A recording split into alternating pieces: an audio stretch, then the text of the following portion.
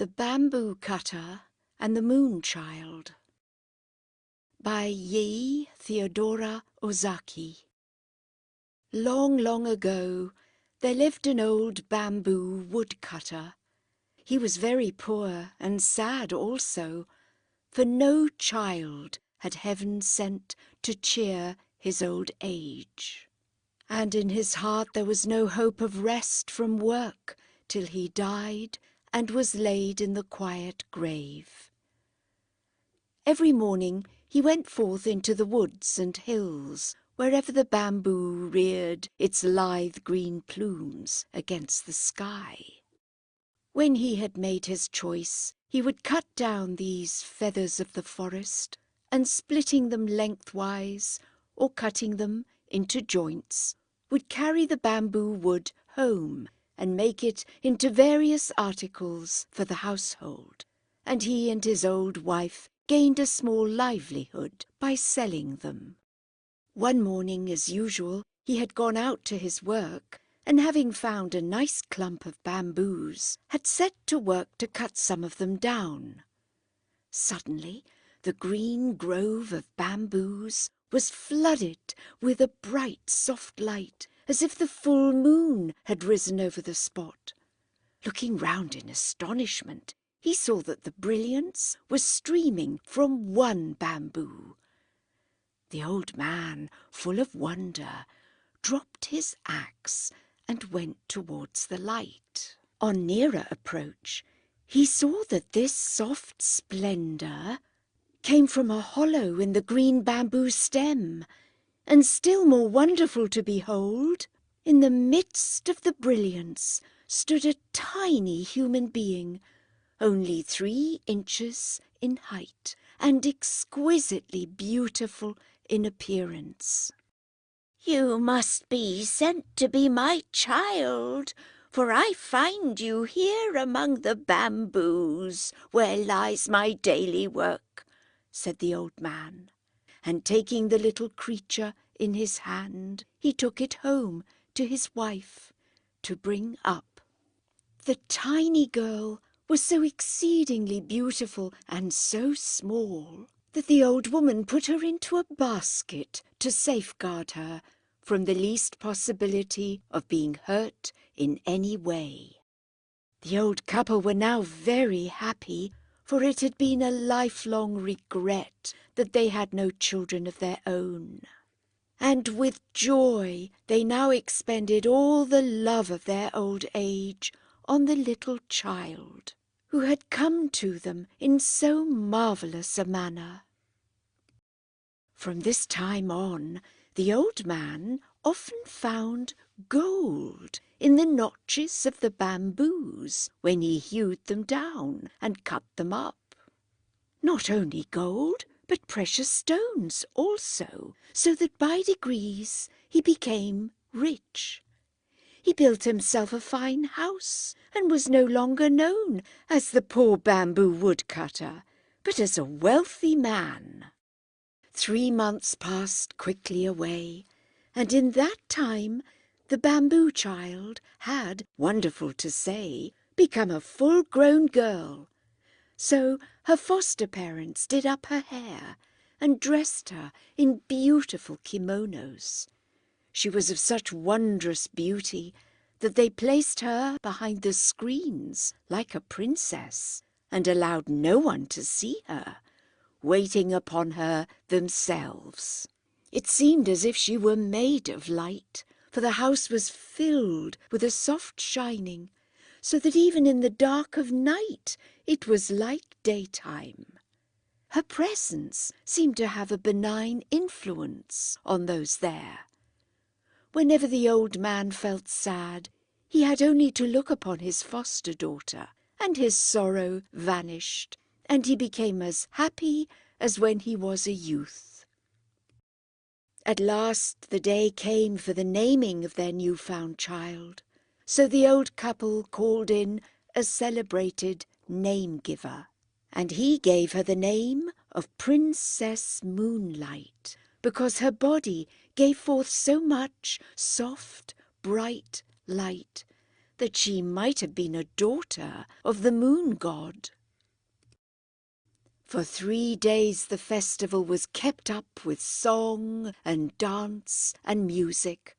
All the friends and relations of the old couple were present, and great was their enjoyment of the festivities held to celebrate the naming of Princess Moonlight. Everyone who saw her declared that there had never been seen anyone so lovely. All the beauties throughout the length and breadth of the land would grow pale beside her, so they said. The fame of the princess's loveliness spread far and wide, and many were the suitors who desired to win her hand, or even so much as to see her.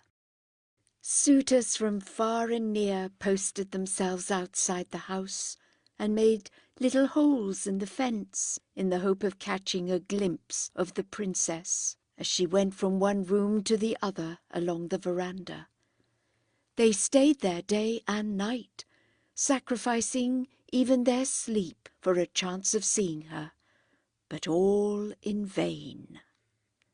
Then they approached the house and tried to speak to the old man and his wife or some of the servants, but not even this was granted them.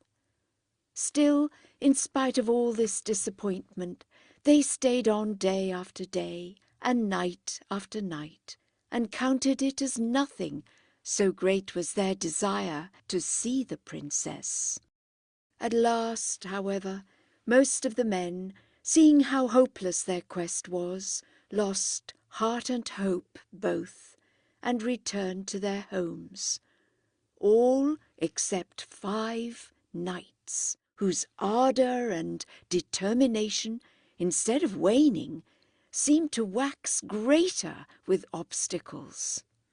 These 5 men even went without their meals, and took snatches of whatever they could get brought to them, so that they might always stand outside the dwelling.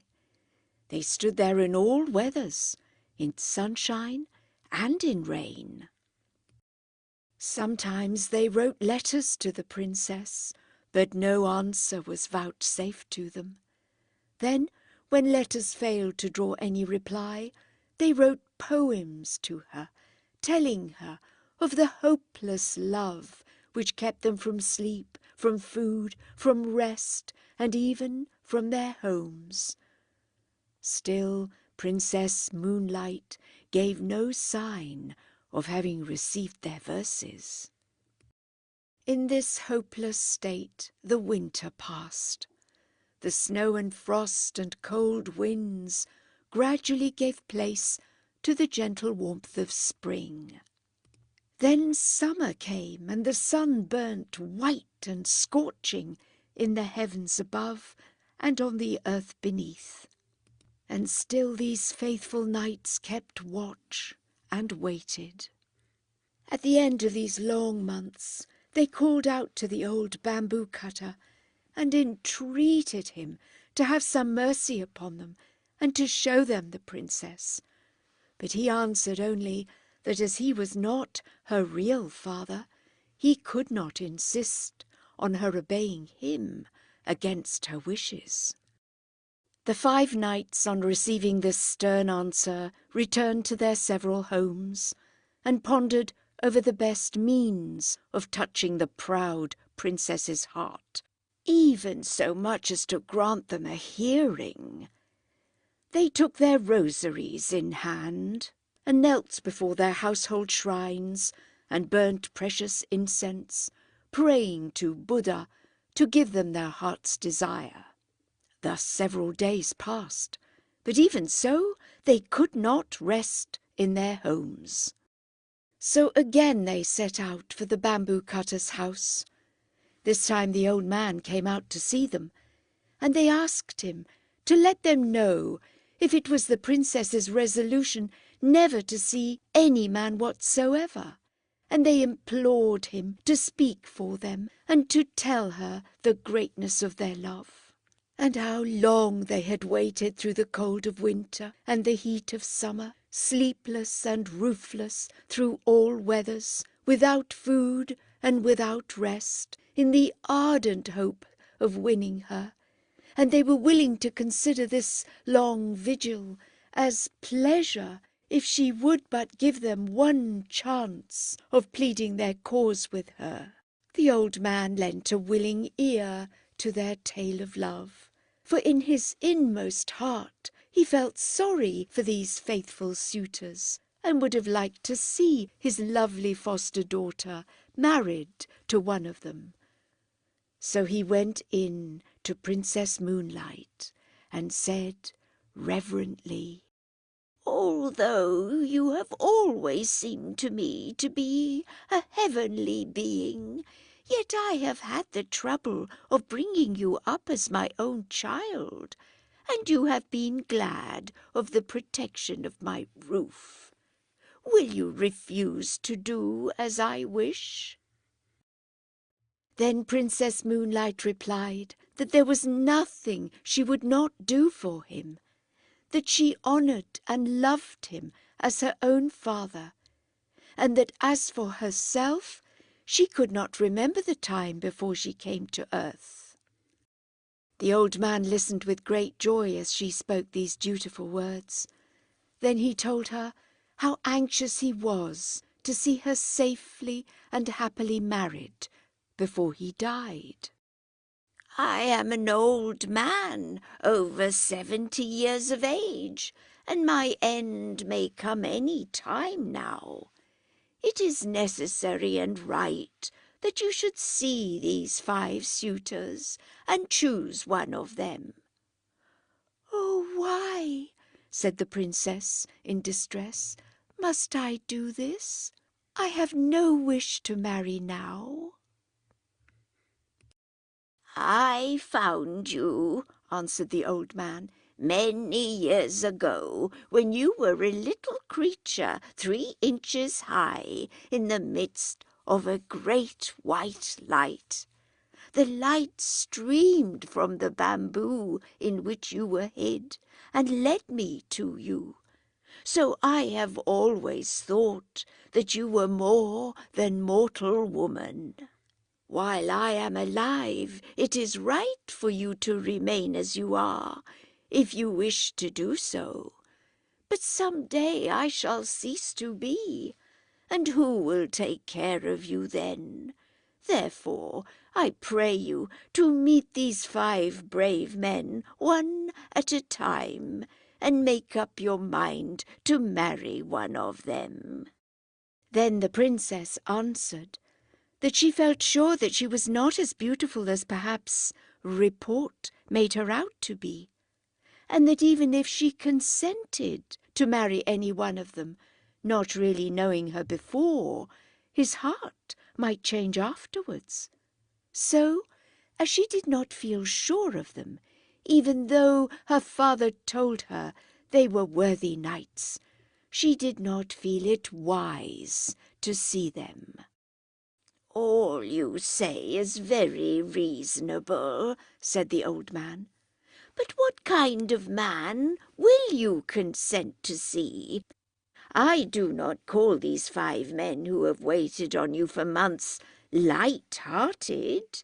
They have stood outside this house through the winter and the summer, often denying themselves food and sleep so that they may win you. What more can you demand?" Then Princess Moonlight said she must make further trial of their love before she would grant their request to interview her. The 5 warriors were to prove their love by each bringing her from distant countries something that she desired to possess. That same evening the suitors arrived and began to play their flutes in turn and to sing their self-composed songs, telling of their great and tireless love. The bamboo cutter went out to them and offered them his sympathy for all they had endured and all the patience they had shown in their desire to win his foster daughter. Then he gave them her message that she would consent to marry whosoever was successful in bringing her what she wanted.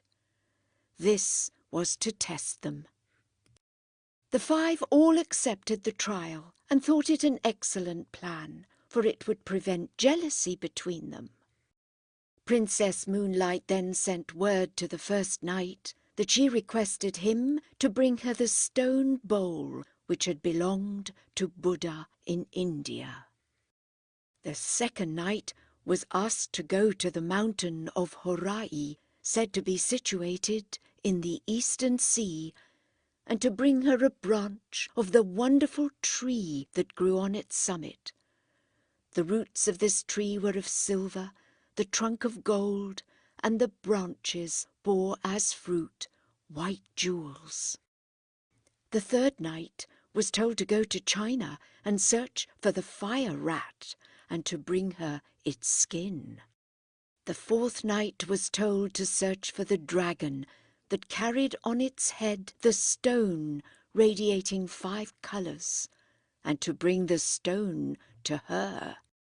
The fifth knight was to find the swallow which carried a shell in its stomach, and to bring the shell to her.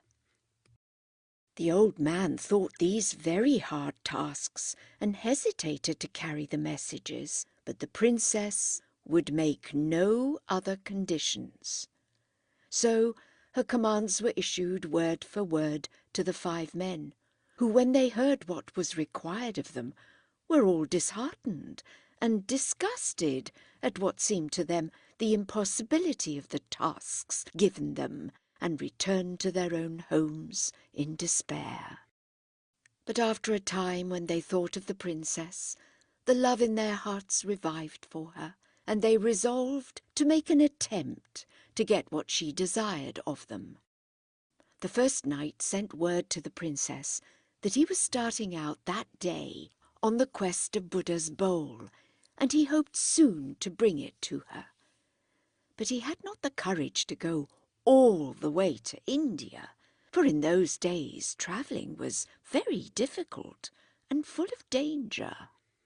So he went to one of the temples in Kyoto and took a stone bowl from the altar there, paying the priest a large sum of money for it.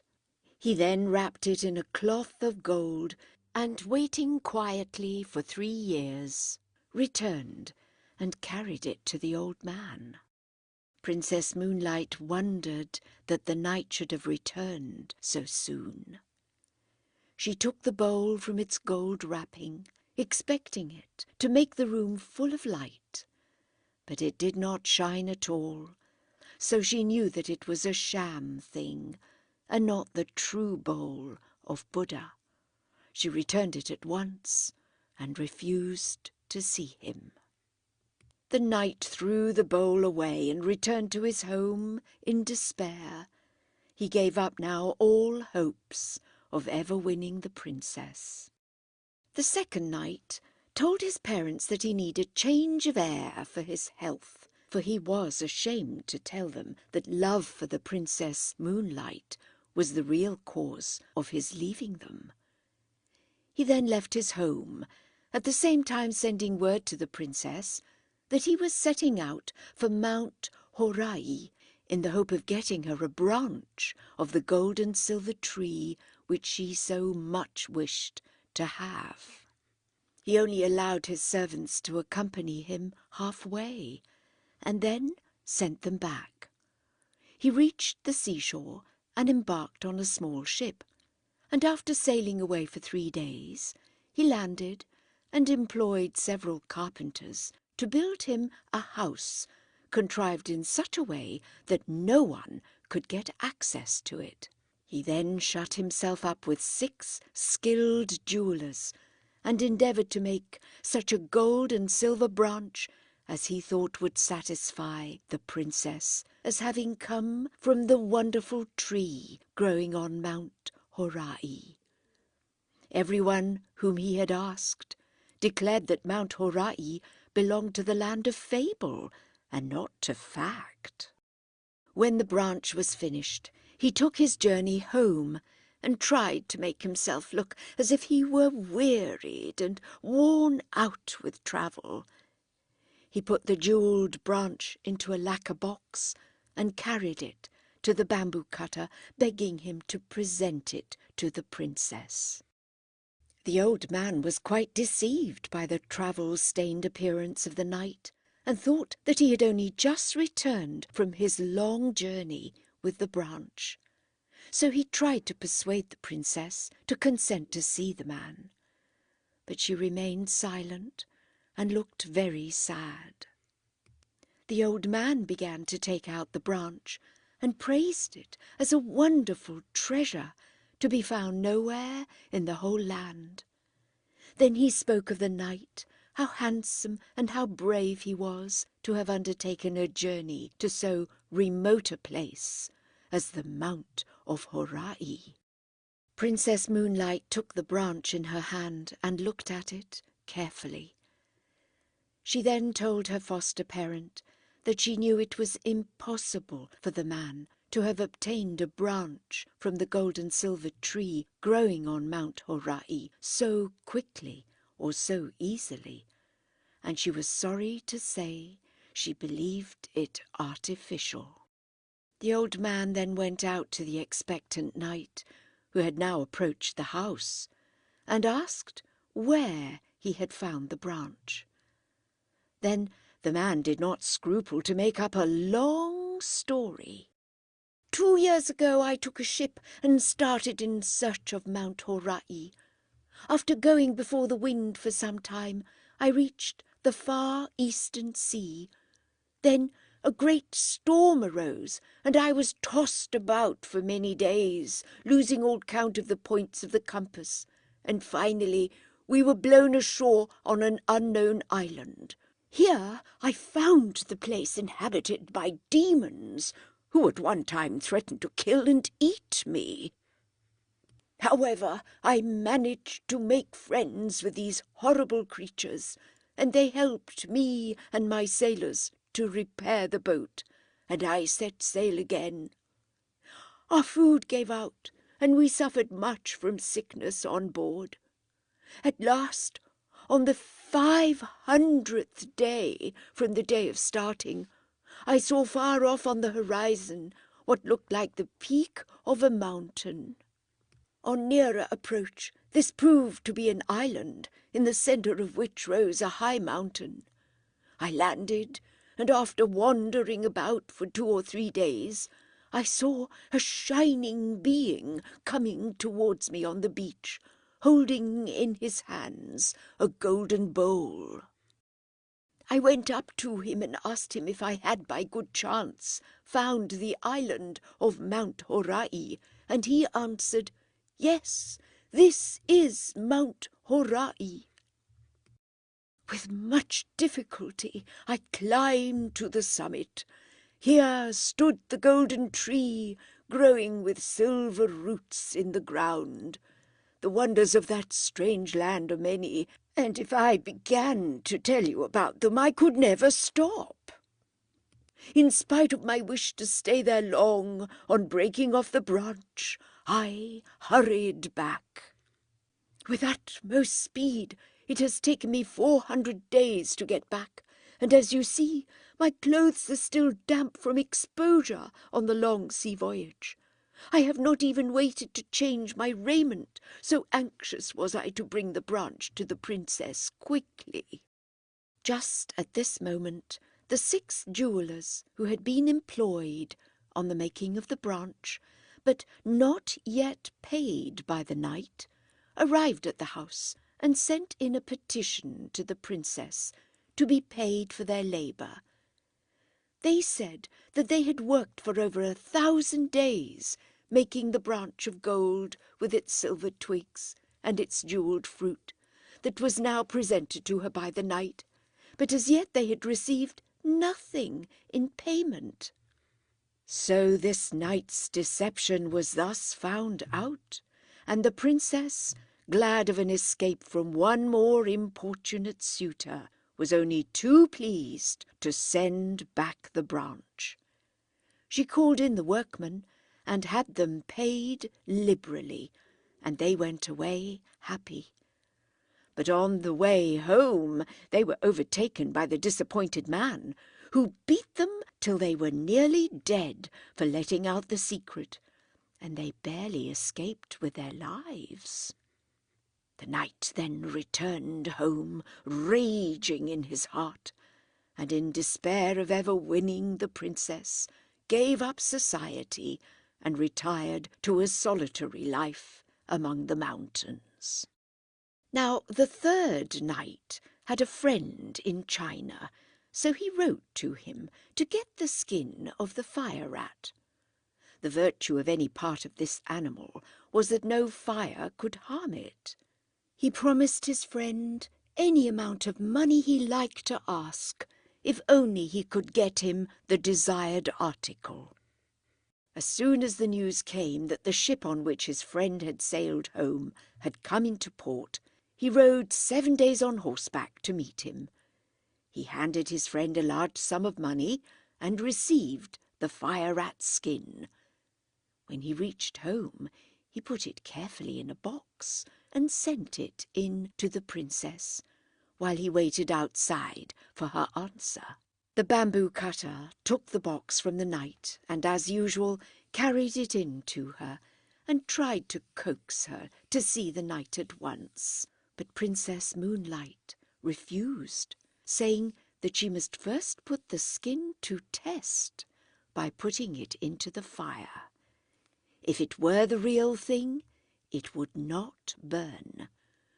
So she took off the crepe wrapper and opened the box, and then threw the skin into the fire.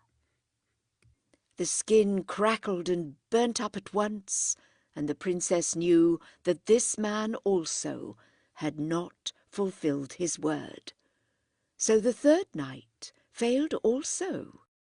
Now the fourth night was no more enterprising than the rest.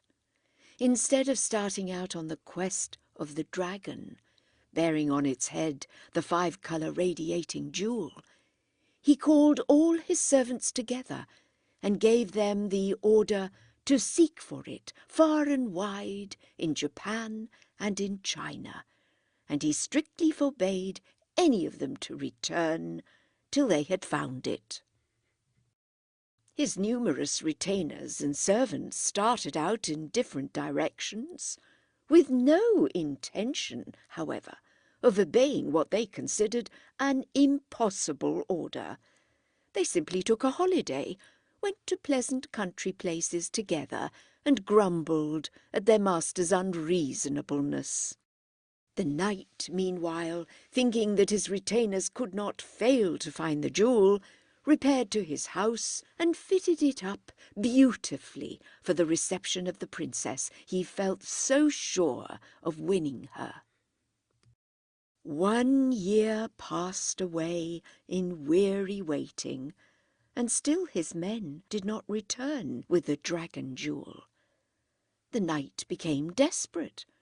He could wait no longer, so taking with him only 2 men, he hired a ship and commanded the captain to go in search of the dragon.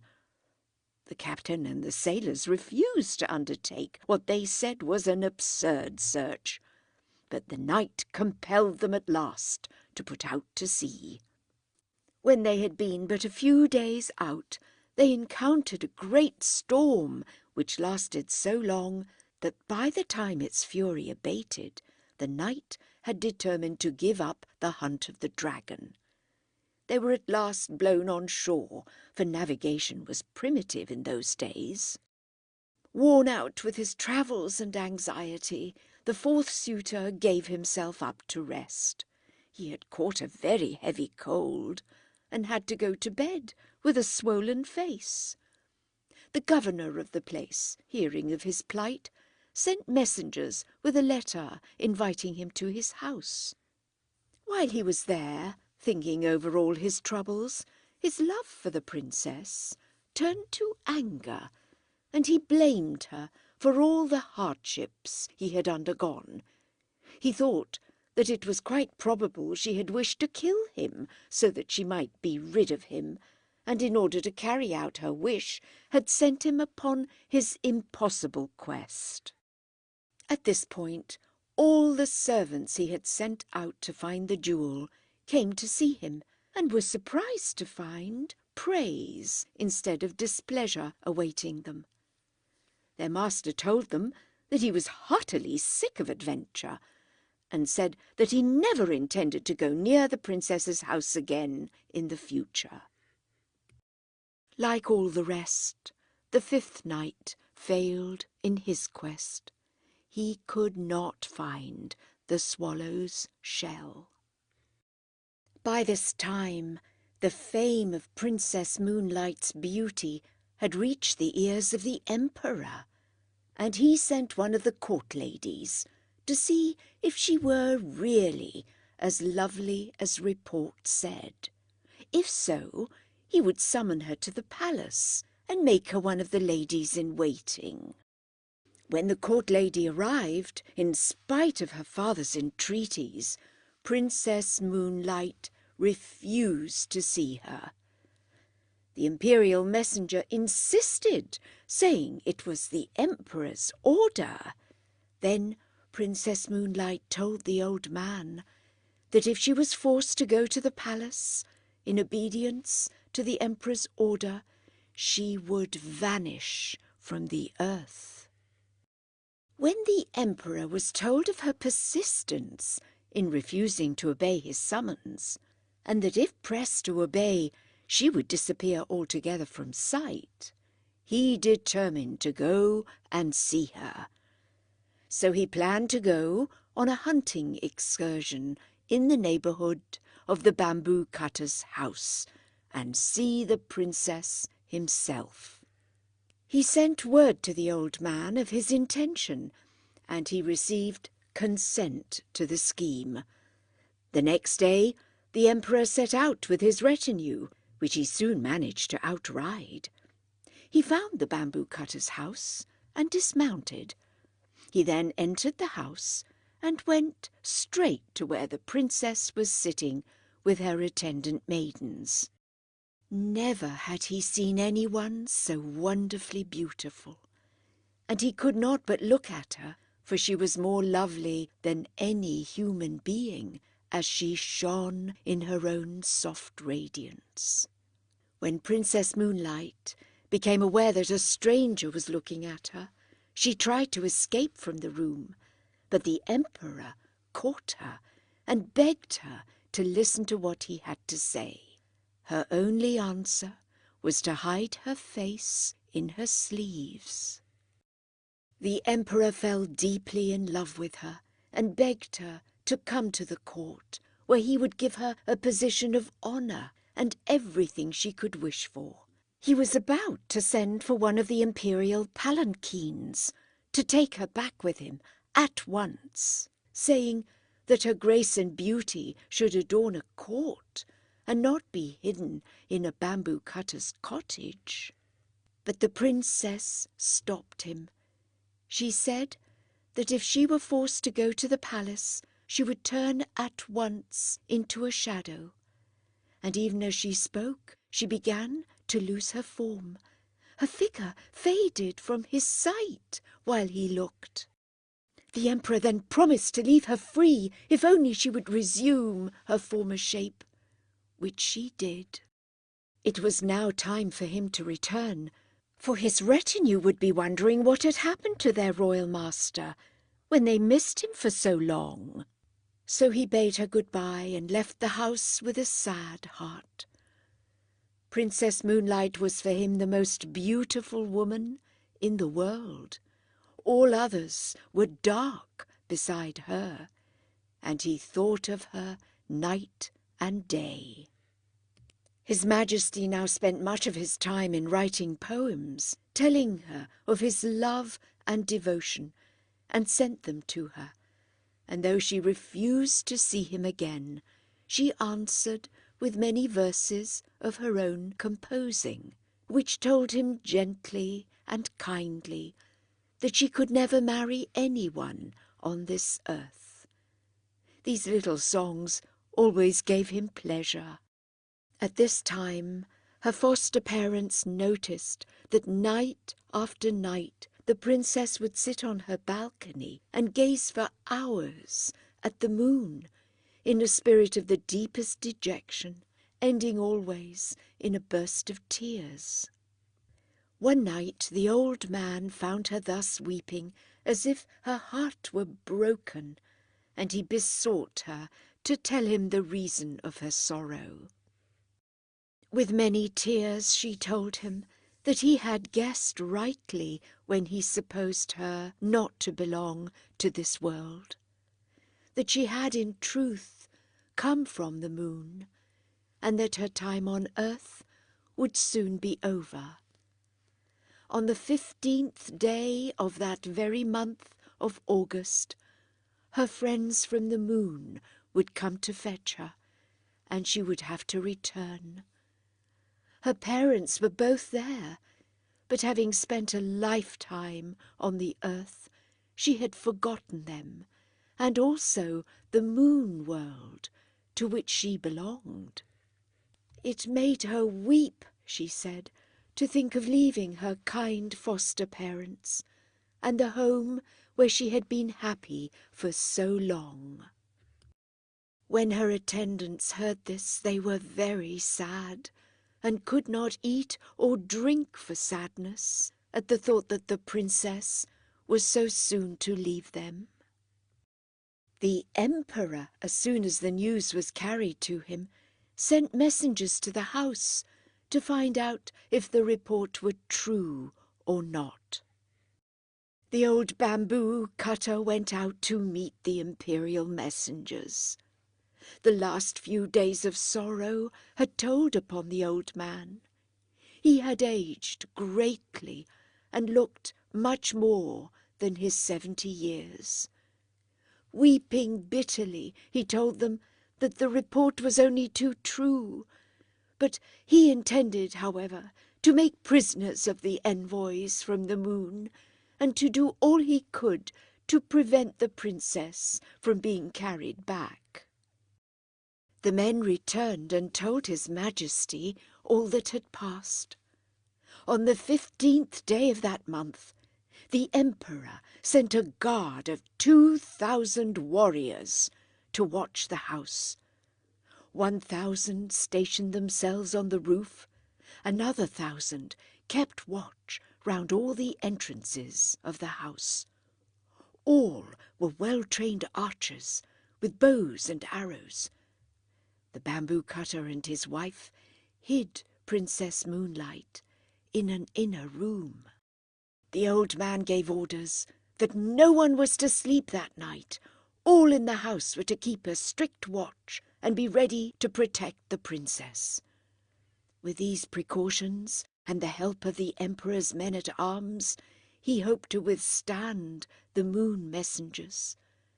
But the princess told him that all these measures to keep her would be useless, and that when her people came for her, nothing whatever could prevent them from carrying out their purpose. Even the emperor's men would be powerless. Then she added with tears that she was very, very sorry to leave him and his wife, whom she had learned to love as her parents, that if she could do as she liked, she would stay with them in their old age, and try to make some return for all the love and kindness they had showered upon her during all her earthly life. The night wore on. The yellow harvest moon rose high in the heavens, flooding the world asleep with her golden light. Silence reigned over the pine and the bamboo forests, and on the roof where the 1,000 men-at-arms waited. Then the night grew grey towards the dawn, and all hoped that the danger was over, that Princess Moonlight would not have to leave them after all. Then suddenly the watchers saw a cloud form round the moon, and while they looked, this cloud began to roll earthwards. Nearer and nearer it came, and everyone saw with dismay that its course lay towards the house. In a short time the sky was entirely obscured, till at last the cloud lay over the dwelling, only 10 feet off the ground. In the midst of the cloud there stood a flying chariot, and in the chariot a band of luminous beings. One amongst them, who looked like a king and appeared to be the chief, stepped out of the chariot, and poised in air, called to the old man to come out. "The time has come," he said, "for Princess Moonlight to return to the moon from whence she came. She committed a grave fault, and as a punishment was sent to live down here for a time. We know what good care you have taken of the princess, and we have rewarded you for this, and have sent you wealth and prosperity. We put the gold in the bamboos for you to find." "I have brought up this princess for 20 years, and never once has she done a wrong thing. Therefore, the lady you are seeking cannot be this one," said the old man. "I pray you to look elsewhere." Then the messenger called aloud, saying, "Princess Moonlight, come out from this lowly dwelling. Rest not here another moment." At these words, the screens of the princess's room slid open of their own accord, revealing the princess shining in her own radiance, bright and wonderful and full of beauty. The messenger led her forth and placed her in the chariot. She looked back and saw with pity the deep sorrow of the old man. She spoke to him many comforting words, and told him that it was not her will to leave him, and that he must always think of her when looking at the moon. The bamboo cutter implored to be allowed to accompany her, but this was not allowed. The princess took off her embroidered outer garment and gave it to him as a keepsake. One of the moon beings in the chariot held a wonderful coat of wings. Another had a phial full of the elixir of life, which was given the princess to drink. She swallowed a little and was about to give the rest to the old man, but she was prevented from doing so. The robe of wings was about to be put upon her shoulders, but she said, "Wait a little. I must not forget my good friend the Emperor. I must write him once more to say good-bye while still in this human form." In spite of the impatience of the messengers and charioteers, she kept them waiting while she wrote. She placed the phial of the elixir of life with the letter, and giving them to the old man, she asked him to deliver them to the emperor. Then the chariot began to roll heavenwards towards the moon. And as they all gazed with tearful eyes at the receding princess, the dawn broke, and in the rosy light of day, the moon chariot and all in it were lost amongst the fleecy clouds that were now wafted across the sky on the wings of the morning wind. Princess Moonlight's letter was carried to the palace.